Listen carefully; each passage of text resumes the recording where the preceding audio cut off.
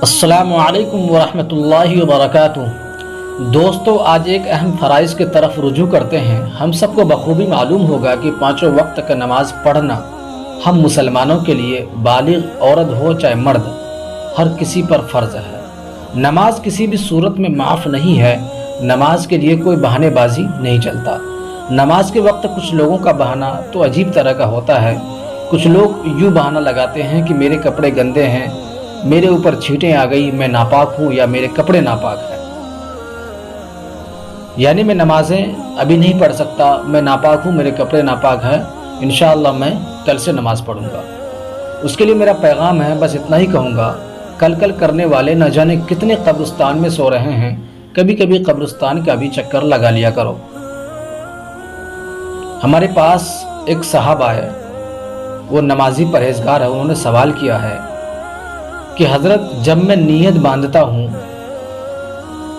اور ان کے دماغ میں دنیا داری کا فلم چلنے لگ جاتا ہے، نماز کے لیے نیت باندھتے ہی دنیا داری کا خیالات اور پرانی باتیں یاد آنے لگ جاتا ہے، اور کچھ کام ایسا ضروری پڑ جاتا ہے کہ نماز جلدی پوری کرنی پڑتی ہے۔ اس طرح کا خیالات آنا میرا ماننا ہے کہ شیطانی وسوسے ہیں۔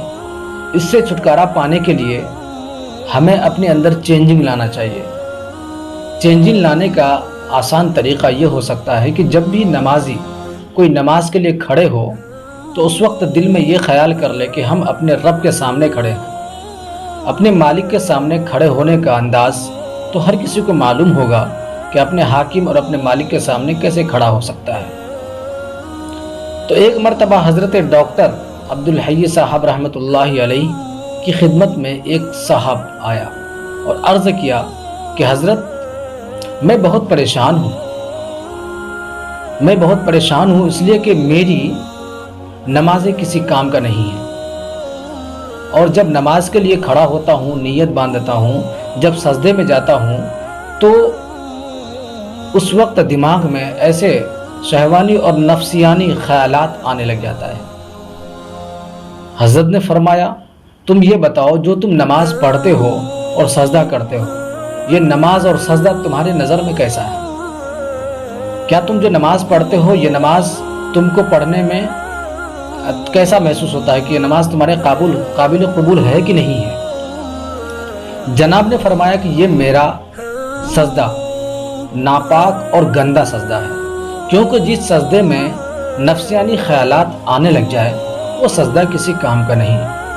حضرت نے فرمایا کہ ٹھیک ہے، اگر یہ سجدہ تمہارا کوئی کام کا نہیں ہے، اگر یہ سجدہ کو تم گندا اور ناپاک کہتے ہو، تو فرمایا کہ یہ گندا ناپاک سجدہ مجھے کرو۔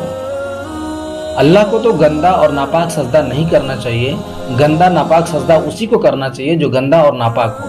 سو میں گندا اور ناپاک ہوں، جو بھی گندا ناپاک سجدہ کرنا ہے وہ مجھے کرو، کیونکہ اللہ کو پاکیزہ اور اعلیٰ قسم کا سجدہ کیا جاتا ہے۔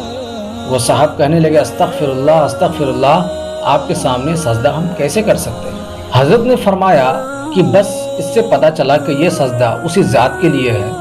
یہ پیشانی کسی اور کے سامنے جھک نہیں سکتی۔